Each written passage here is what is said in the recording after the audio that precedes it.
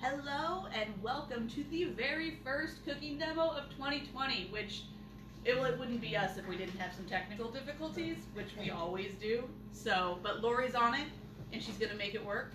So tonight we are making some soups because, and I don't know if you knew this, January is National Soup Month. And I'm not sure why, and I'm not sure why that matters, but I love soup and I love any excuse to make soup and eat soup. So when I was writing the lessons for all of coming up with all of my topics for the year, and I saw that this was soup month, I was like, that's a good excuse to make a lot of soup. So I am. And you'll see in front of me, I've got some carrots, some celery, and some onions already chopped, because most good soups start with one or all of these as the base, because that's where you're going to get a lot of your flavor.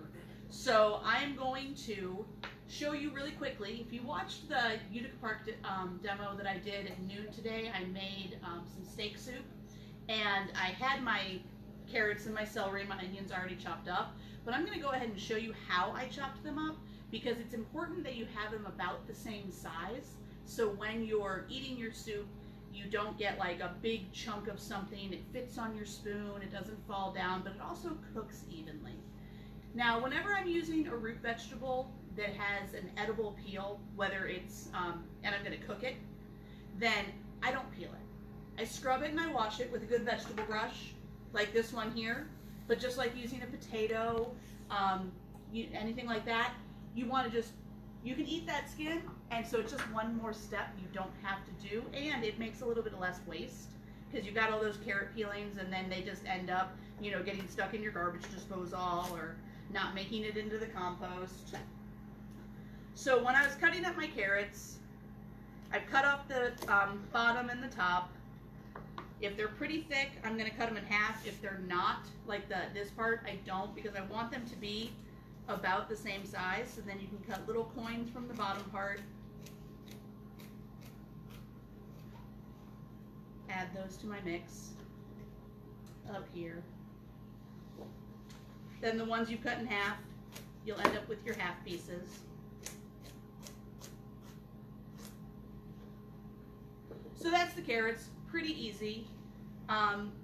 With celery, again, you just want to make sure you wash it really well. I like to cut the bottom and the tippy top off. Now, I always liked to just hold it like this and cut it down like that, but if you know anything about my husband, in addition to being a dietitian, he's also a chef, and he's very chefy about certain things, and he said in culinary school, if he made anything that had celery that looked like this, he would get yelled at. So, he said, I'm putting those in there anyway, to take the celery, cut it down the center like that, and then you can have your celery that's not a half moon.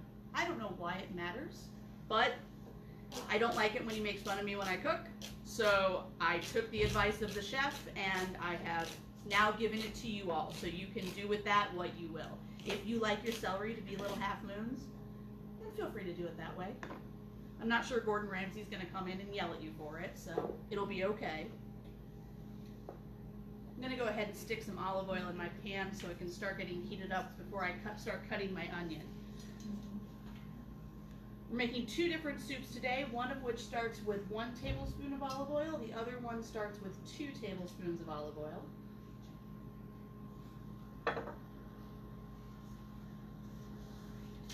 So with our onion, I've already peeled it just because I'm not great at peeling onions, so I didn't want to have to do that in front of people just in case I screwed it up.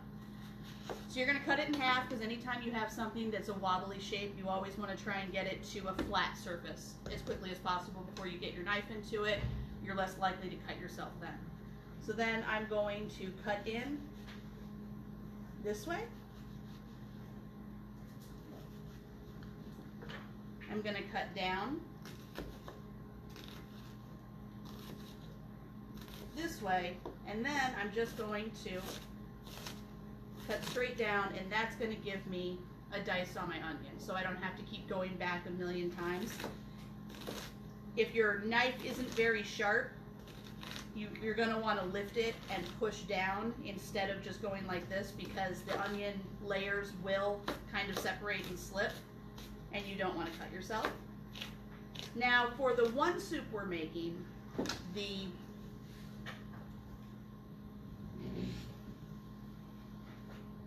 oil's starting to smoke there. For the one soup you're making, we're going to blend it, the asparagus soup, so we don't really need a super finely diced onion there. For the other one, it's the chicken and wild rice soup. I don't mind having pieces of onion in there because I like them. Now, if you're cooking for my father, he hates knowing there's onions and celery in his food, so then you'd have to make it smaller so it would disappear. But that's my mother's cross to bear, not mine. So, I'm going to take a cup of carrots, a cup of celery, and a cup of onions. Put that back on the heat. And cook that around.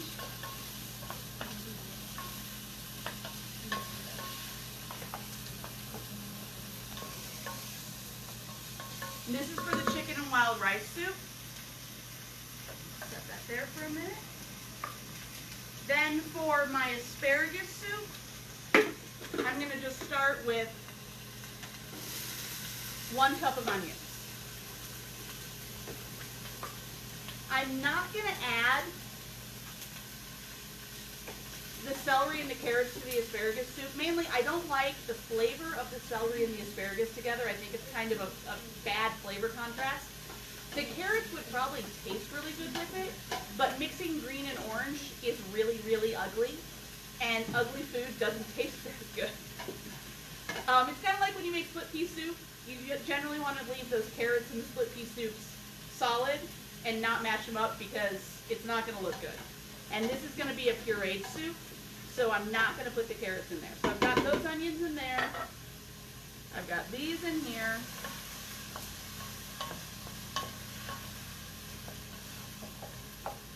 So while those cook up, I'm going to take the chicken for my chicken and rice and just trim it a little bit. Get out of the way. So I just have about 1 pound of boneless, skinless chicken breasts here. If you want to use chicken thighs, you can. I'm just going to trim some of the connective tissue and fat off of it. We're going to poach these chicken breasts into liquid for our soup, so I don't want any of that connective tissue there to get, you know, all cut up once I shred it. Oh, this is Haley. For those of you who don't know, we have a new dietitian working with us with It's All About Kids here at the Tulsa Health Department, and that is Haley Billings. So she is here. This is her first cooking demo tonight.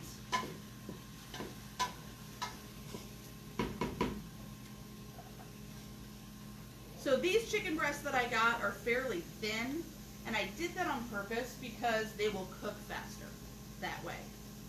They're actually trimmed pretty well, which is nice.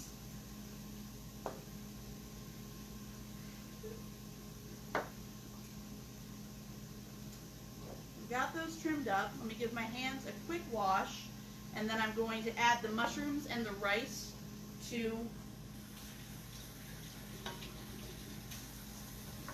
and give those a brief toss with the olive oil and the heat and kind of toast off that rice before I add the liquid to it.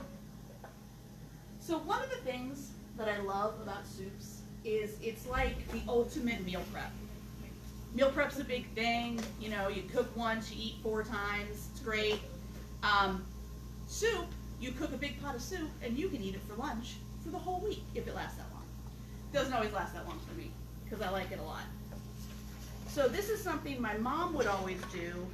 My dad traveled a lot when I was growing up, and so on the nights he wasn't home, she'd do a big pot of soup, and then we could eat that, you know, a lot of nights that week. I learned to eat the same thing for dinner 3 nights in a row. It was perfectly fine.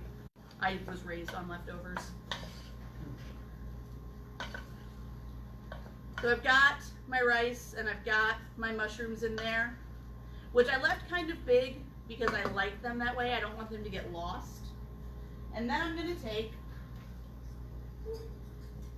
8 cups of chicken stock. Now to make the chicken stock, I use Better Than Bouillon, that paste for it. I think it adds a lot of good flavor. And I also find I don't always have chicken stock, like 8 cups of it on hand, and I don't have a very big pantry, so I can't just keep boxes of broth in there. But this is just a little jar, and it can make, 32 cups of stock altogether, so it takes up less space, and when you have a tiny kitchen like I do, that is helpful. So I'm going to put this in here, turn my temp back up.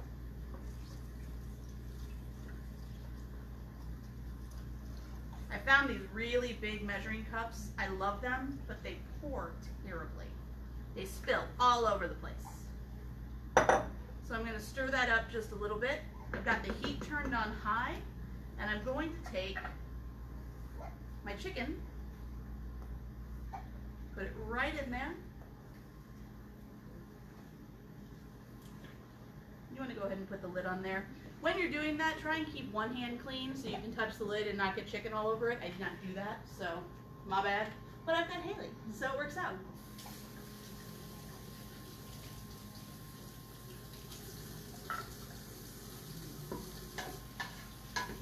So I'm going to let that come to a boil and let that chicken cook up.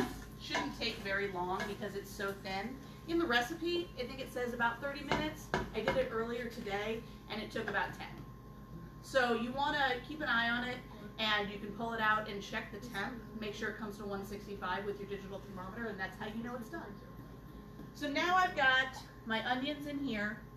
They're nicely translucent, and I'm going to take my asparagus.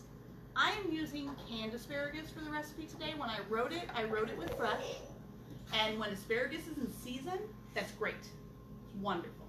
When asparagus is not in season, it's $4.99 a pound, and the recipe calls for 4 pounds. So I'm not making $20 soup. Not what I'm doing. So I'm using the canned asparagus. If I was just going to be like roasting asparagus, I'm not sure I'd want to use canned, just because it's not going to have the right texture. But when things are out of season, using a canned or a frozen variety is always a good substitute. And I always say, as a dietitian, if the options are canned vegetables or no vegetables, go for the canned vegetables. But they will be a little bit higher in sodium, so what I did with these, that's why they were in a colander, I took them out of the can, and just like you would with canned beans, I rinsed them off with cold water and got some of that extra sodium off of there. So I'm going to put that in here, turn my heat up. And the cooking directions on the recipe are for raw asparagus. So it says, cook it for about 45 minutes to get that asparagus cooked through. Bonus of using canned, it's already cooked. So I'm going to take some vegetable stock. And again, this is 8 cups of vegetable stock, and I did use the Better Than Bouillon with this one as well. Just following the recipe on the bottle, which I think is 1 teaspoon to 8 ounces.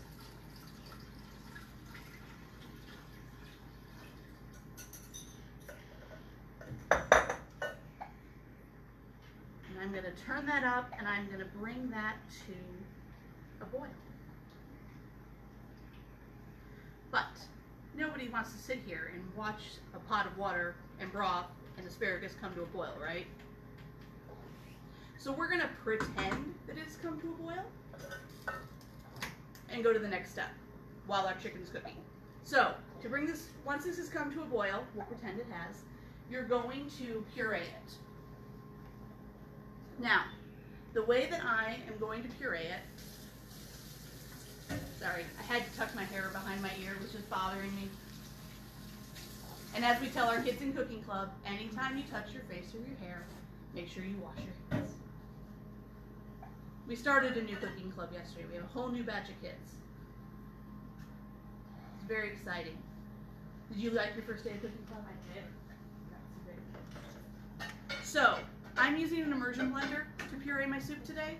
You could put this in a blender and do it. You have to do that in batches though.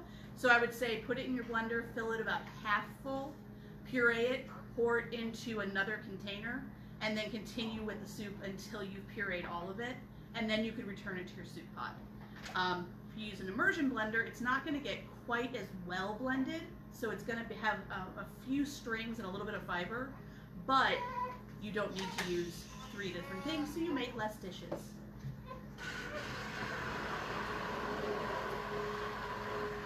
I'm going to use the immersion blender and get that all pureed. Oh yes, is there a question? Is that safe to use in a non-stick?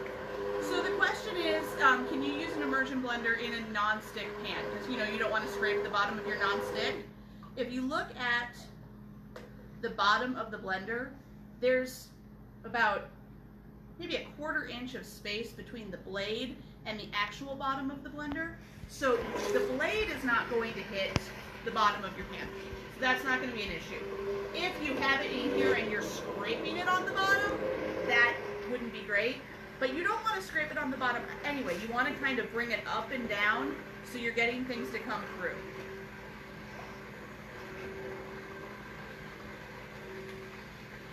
So you're going to blend that until you get it to the consistency that you want it to be, which I'd probably do it for another 3 to 4 minutes, but I'm not going to make you all sit there and watch me do it. The next ingredient is going to be a can of coconut milk. Now, this soup I am doing non-dairy, and I'm doing it non-dairy because one of the more common ways of eating that's coming into people trying is called flexitarian. I call it plant forward.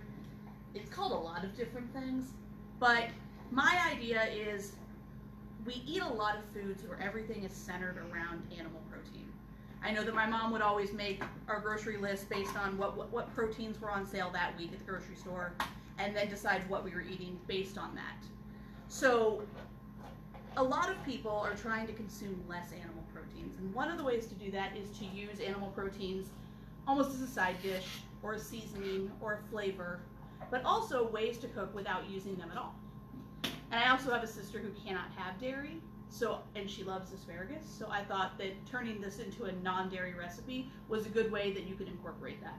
So if you wanted to use regular milk in this, you could. I would say use milk that has fat in it. Don't use non-fat or skim because it's just not going to taste the same. But I think using the coconut milk really does add a good flavor. Now I just shake the can a little bit before I open it up, and then with my immersion blender,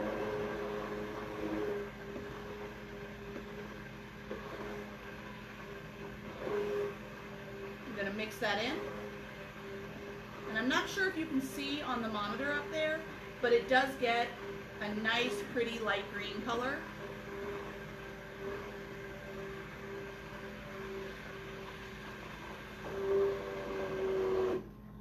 And then once you've gotten that mixed in and it's blended to the consistency you want, I would just return it to your burner.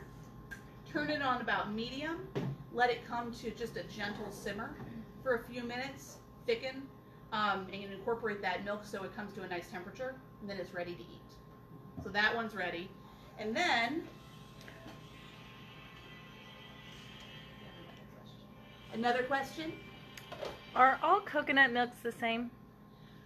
So canned coconut milk is going to have the coconut milk and the fat in it, and you tend to use it when you're cooking. It's not what you see like when you see the coconut milk that people are drinking or using as a dairy replacement for a beverage. So they're slightly different. The canned coconut milk has a higher fat content than that milk that you're going to be drinking like as a dairy replacement. That one's just got more water added to it to make it more like a milk that you're going to drink. A lot of those non-dairy milk replacements have a lot of water added to them. Like almond milk is basically almond dust and water. So I find that if you're going to be using something like that for a milk replacement, if you're doing it because you can't drink milk or you don't like milk, that's great. you're doing it because you think it's healthier for you than milk and you can process milk just fine in your digestive tract, it's not. You're not going to get the same nutritional benefit that you get from a dairy milk. But you can also get a lot of the nutrients that you get from dairy milk from other foods. You can get calcium from your leafy greens, you can get vitamin D from the sunlight. So there's a lot of ways to get things without dairy if you can't have it. I love dairy though, so if I had to live without cheese and milk, I'd be really sad. So I've got my chicken in here. I'm going to temp it and see if it has come to 165.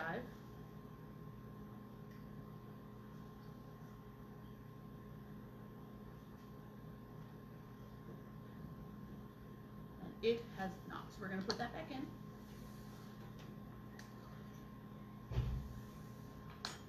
Have it come up to a nice boil. It's going to thicken while you're doing that. It smells really good. And this is also going to be cooking the rice. So the chicken's cooking, the rice is cooking. See, this one looks like it's really thin. So I can show you once the chicken is done.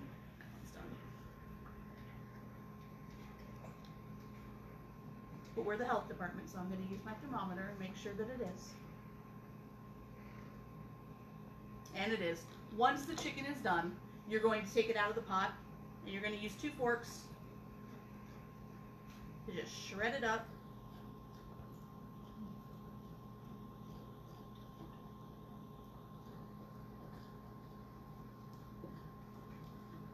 And once you have it all shredded, you're going to put it right back in the pot.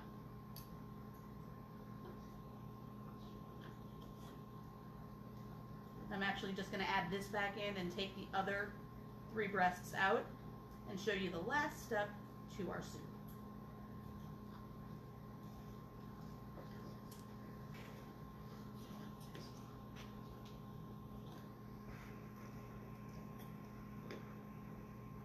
And like I said, you can use chicken thighs in this if you prefer them, or if you know, they're on sale and you want to use those.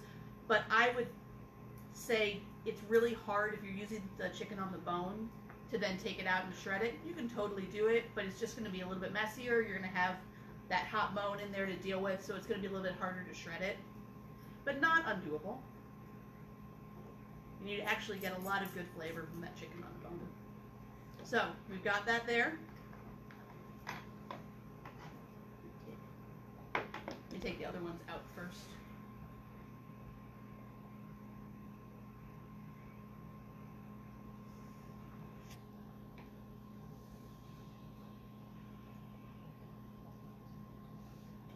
Do you add salt and pepper? I am not salting and peppering this while I'm cooking it, primarily because I've used the Better Than bouillon, which is pretty salty, I think. So I don't think it needs any extra salt, but I find that if you just salt to taste at the table, that way you're going to be more likely to benefit everybody's taste buds, because people like different levels of salt. And some people may be watching their sodium intake. And again, if you are watching your sodium intake, if you use a no salt added chicken broth in this, that would be perfectly fine. If you've watched any of the other demos or been to any of the other demos where we make chicken stock in the Instant Pot after we've made a chicken, that's not going to have any salt added to it, so you could use that as well. In fact, when I was writing this recipe at home, that's what I used when I did it.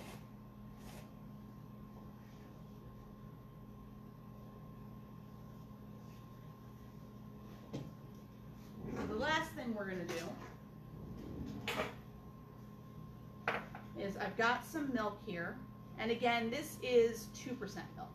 So when you're adding milk to your soups, fat-free milk's not going to give you the same texture, it's not going to give you the same mouthfeel, it's not going to give you the same flavor. So I am just going to stir and pour. I have this on about medium heat right now. And you're going to pour it in slowly and stir.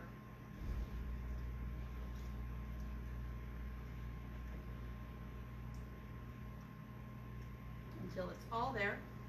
That was a cup of milk that I put in. And once that's all incorporated, I'm going to put the lid on and let it simmer for about 10 minutes until it's thickened and reduced a little bit. And then that'll also give the rice time to finish cooking. And that is our chicken and rice soup. So let me show you. We have some that we did earlier. Asparagus.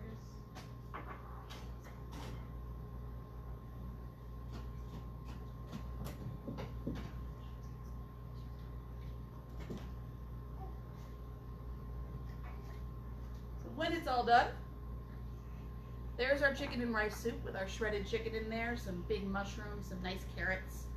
And then Haley's got our asparagus soup, which is nice and smooth and a good flavor. And again, like I said, using the canned asparagus when fresh asparagus is out of season or too expensive, totally good alternative. I just give it a rinse before we go. So those are our soups tonight. Our next cooking demo is on the 23rd of January, and we're going to be talking about chia and quinoa, which will be very fun. And then I think Lori is going to post in the comments a survey if you can let us know what you thought about tonight, what you want to see. I do have the topics for all of the cooking demos for the year ready to go. I do not have all the recipes written. So if there's something you want to learn, there's something you want to see, feel free, put it in the comments. I build these classes for the people who want them. So I want them to be of use to you. I want them to be good. So that is what I have for you tonight. So on Facebook, I will say bye-bye. I'm glad Lori's phone worked. Yay!